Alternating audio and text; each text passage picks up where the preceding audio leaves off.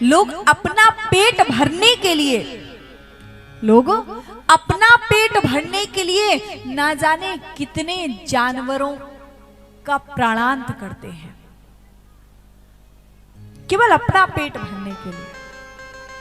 और तो और इन सबको हम लोगों ने प्रथा बना दिया है कि बलि प्रथा।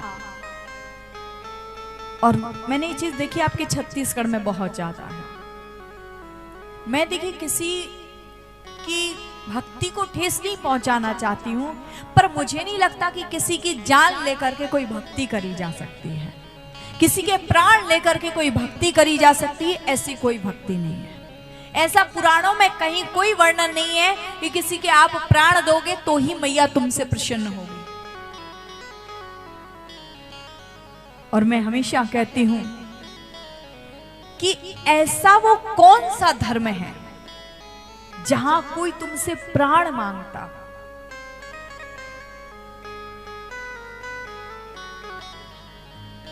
बलि जो मांगते हो फिर उन्हें भगवान क्या कहना।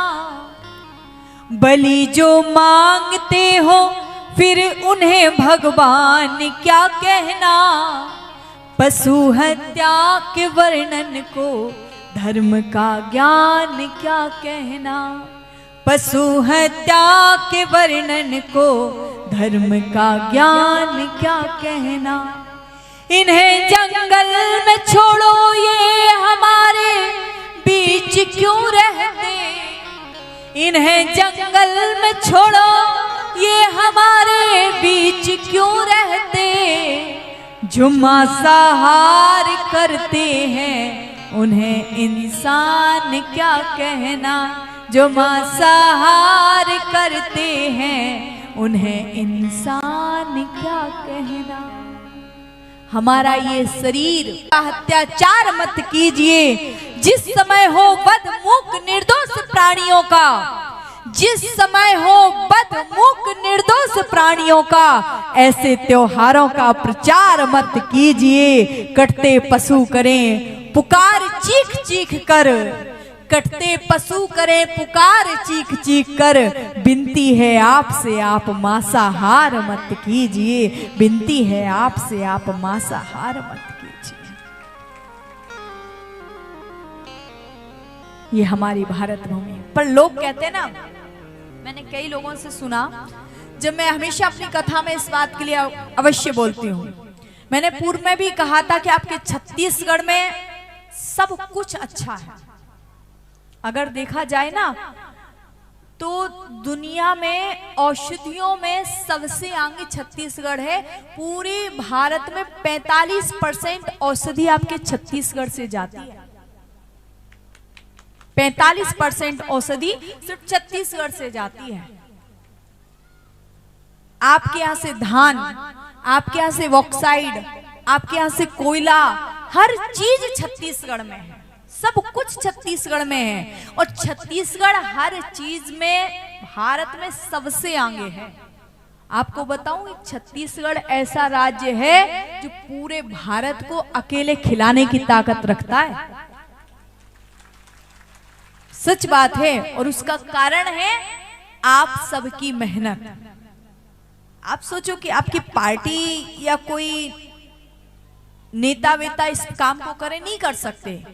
क्यों नहीं कर सकते? अब वो धान तो देंगे, पर धान तो जब देंगे ना जब तुम उगाओगे। तुम उगाओगे ही नहीं तो वो कहां से देंगे?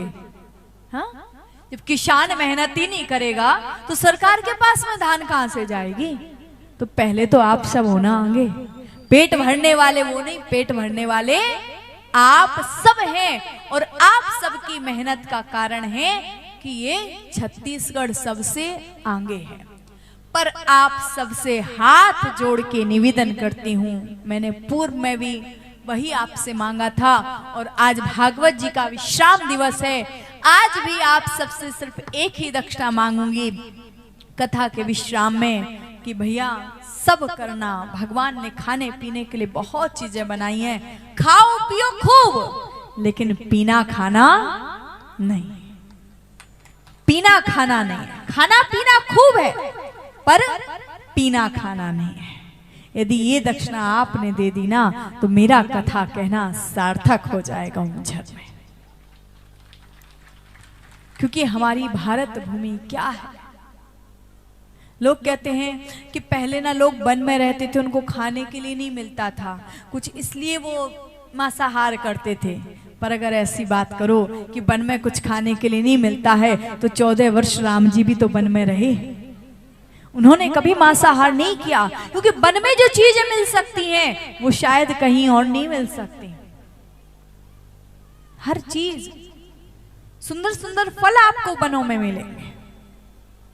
बहुत सुंदर लाइनें लिखी हैं हमारे मेरठ के कवि हैं भैया सौरभ जैन सुमन जी, उन्होंने मांसाहार को लेकर के बहुत सुंदर लाइनें लिखी हैं जो कि मुझे बहुत प्रिय हैं। और इन लाइनों के द्वारा बहुत सुंदर संदेश जन जन तक दिया है कि वास्तविकता में हमारी भारत भूमि क्या है, वास्तव में हम लोग क्या कर सकते हैं और क्या नहीं कर सकते हैं। जो लोग कहते हैं ना कि अगर मांसाहार नहीं करेंगे तो ऐसा हो जाएगा, अगर हम मछली नहीं खाएंगे तो हमारे अंदर एनर्जी कहाँ से आएगी, हम अंडा नहीं खाएंगे तो हमारे अंदर एनर्जी कहाँ से आएगी, उन लोगों के लिए जवाब है ये कि गर्व था भारत भूमि को कि महावीर की माता हूँ, राम कृष्ण और नानक जैसे वीरों की यश गाथा हूँ। कंदमूल खाने वालों से मांसाहारी डरते थे, पोरस जैसे शूरवीर को नमन सिकंदर करते थे। 14 वर्षों तक खुकारी वन में जिसका धाम था, मन मंदिर में बसने वाला शाकाहारी राम था। मन मंदिर में बसने वाला शाकाहारी राम था। चाहते तो खा सकते थे मांस पशु के ढेरों में, चाहते तो खा सकते थे मांस पशु के ढेरों में, लेकिन उनको प्रेम मिला सवरी के झूठे वेरों में, लेकिन उनको प्रेम मिला सवरी के झूठे वेरों में। मक्खन चोर मुरारी थे शत्रु पर चिंगारी थे, मक्खन चोर मुरारी थे शत्रु पर चिंगारी थे, चक्ष दर्शनधारी थे गोवर्धन पर भारी थे, मुल्ली के बस करने वाले गिरधर शाकाहारी थे, मुल्ली के बस करने वाले गिरधर शाकाहारी थे। करते हुए कुटिया में जाकर जिसने मान बढ़ाया था, सपने जिसने देखे थे मानवता के विस्तार के, नानक जैसे महान संत थे वाचक शाकाहार के, नानक जैसे महान संत थे वाचक शाकाहार के। उठो जरा तुम पढ़कर देखो गौरव में इतिहास को, उठो जरा तुम पढ़कर देखो गौरव में इतिहास को, आदम से गांधी तक फैले इस नीले आकाश को। प्रेम दया और त्याग भाव की फसल जहां पर उगती है, सोने की चिड़िया नलो चना बाजरा चुगती है। दया की आंखें खोल देख लो पशु के करुण क्रंदन को, दया की आंखें खोल देख लो पशु के करुण क्रंदन को। इंसानों का जिस्म बना है शाकाहारी भोजन को, इंसानों का जिस्म बना है शाकाहारी भोजन। और सुनो, अंग लाश के खा जाए क्या फिर वो इंसान है, अंग लाश के खा जाए क्या फिर वो इंसान है। पेट तुम्हारा मुर्दा घर है या कोई कब्रिस्तान है, पेट तुम्हारा मुर्दा घर है या कोई कब्रिस्तान है। आंखें कितना रोती हैं जब उंगली अपनी कटती है, आंखें कितना रोती हैं जब उंगली अपनी जलती है। सोचो उस तड़पन की है जब जिस्म पे आरी चलती है, सोचो उस तड़पन की है जब जिस्म पे आरी चलती है। विवशता तुम पशु की देखो बचने के आसार नहीं, विवशता तुम पशु की देखो बचने के आसार नहीं। जीते जी तन काटा जाए उस पीड़ा का पार नहीं, जीते जी तन काटा जाए उस पीड़ा का पार नहीं। खाने से पहले बिरयानी, खाने से पहले बिरयानी चीख जीव की सुन लेते, करुणा के बस होकर तुम भी गिरगिर नार को चुन लेते, करुणा के बस होकर तुम भी गिरगिर नार को चुन लेते। भगवान राम 14 वर्ष तक वन में रहे। क्या भगवान राम ने मांसाहार किया? क्या भगवान कृष्ण ने किया? नहीं। पर आज हम लोग अपना पेट भरने के लिए केवल जाते हैं ना कुदरगढ़ में, मैंने देखा वहां, मतलब मैं एक बार गई थी कुदरगढ़ और मैंने जो वहां का दृश्य देखा ना, मेरी दोबारा जाने की हिम्मत नहीं पड़ी कभी। मैंने माई के दर्शन तो कर ही नहीं पाए क्योंकि वहां माई तो नहीं दिख रही थी, लेकिन वहां सिर्फ खून ही खून, खून ही खून नजर आ रहा था। पर देखते हैं लोग नीचे से बड़े प्रेम से लेकर के जाते हैं उनको। वो जीव, वो अमुक जीव जो बोल नहीं सकता। मैं एक बार जब मैं पुदरगढ़ गई थी तो जब मैं लौट रही थी ऊपर से तो एक मैंने देखा भैया को, वो बलि देकर के लौट रहे थे। मैंने उनसे पूछा, मैंने कहा भैया आपने बलि क्यों दी? बोले दीदी हमारे यहाँ पर एक बेटे का जन्म हुआ। मैंने कहा अच्छा, तो मैंने कहा ये तो बहुत प्रसन्नता की बात है।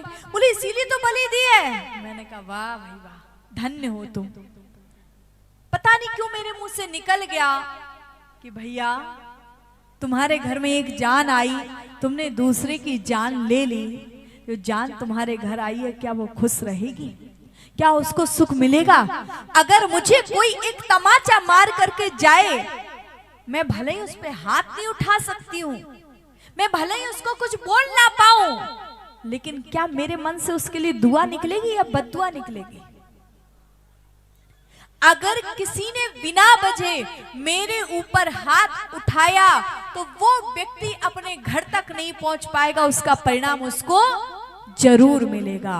क्यों? क्योंकि वहां हमारी कोई गलती नहीं है। वैसे ही उस जीव की क्या गलती है जो तुमने उसके प्राण ले लिए?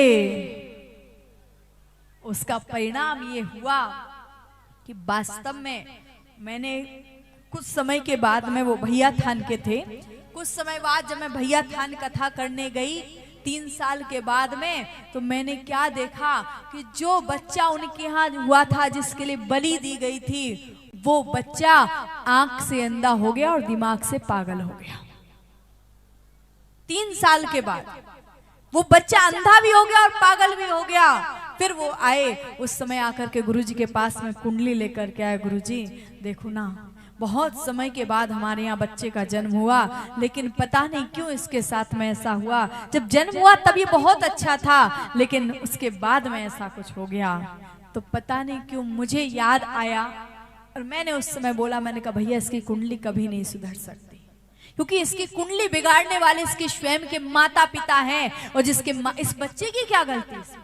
पर माता पिता की करनी का भोग वो बच्चा भोग रहा है। अगर तुमने उस दिन उस जीव की हत्या न करी होती, उस जीव के प्राण न लिए होते, तो आज तुम्हारा बच्चा भी बिल्कुल सुरक्षित होता, तुम्हारा बच्चा भी बिल्कुल स्वस्थ होता।